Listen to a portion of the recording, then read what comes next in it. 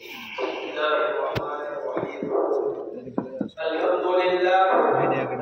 لله الذي أرسل رسوله بالهدى ودين الحق ليظهره على الدين كله ولو كره الكافرون. أشهد أن لا إله إلا الله وحده لا شريك له ونحن له مسلمون، ونشهد أن سيدنا ومولانا محمدا عبده ورسوله الذي بشر به المرسلون صلى الله عليه وعلى آله وأصحابه الذين فازوا كلهم أجمعون.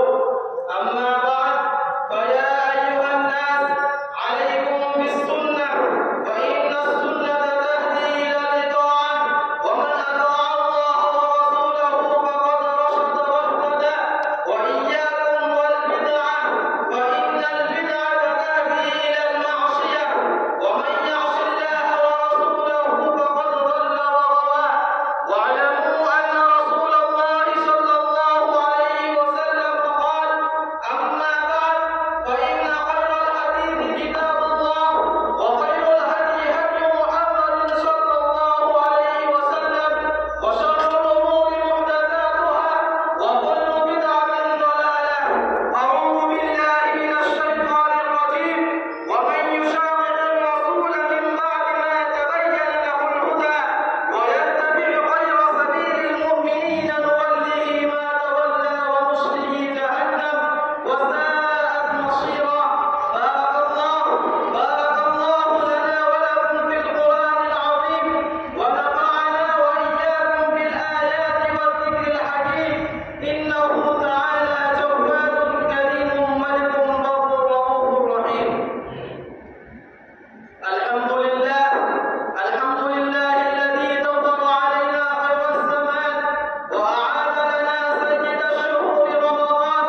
أشهد أن لا إله إلا الله وحده لا شريك له، وأشهد أن سيدنا ومولانا محمدا عبده ورسوله صلى الله عليه وعلى آله وأصحابه وأتباعه. أما بعد، فيا معشر الإخوان، قد أضلنا شهر رمضان الذي روي فيه عن سلمان رضي الله تعالى عنه قال: خطبنا رسول الله صلى الله عليه وسلم في آخر يوم من شعبان فقال: يا أيها الناس، قد أضلكم شهر عظيم، شهر مبارك، شهر فيه ليلة خير من 1000 شهر، شهر جعل الله صيامه فريضة وقيام ليله تطوعا.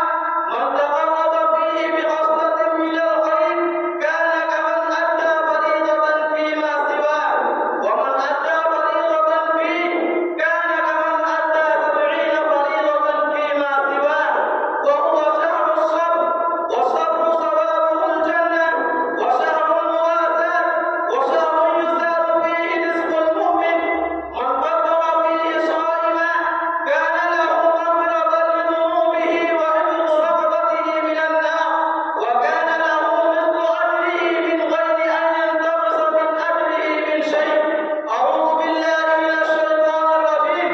شهر رمضان الذي أنزل فيه القرآن هدى للناس وبينات من الهدى والفرقان، فمن شهد منكم الشهر فليصم.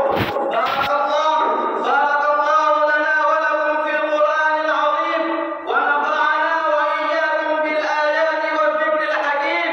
إنه تعالى جواد كريم ملك بر رؤوف رحيم.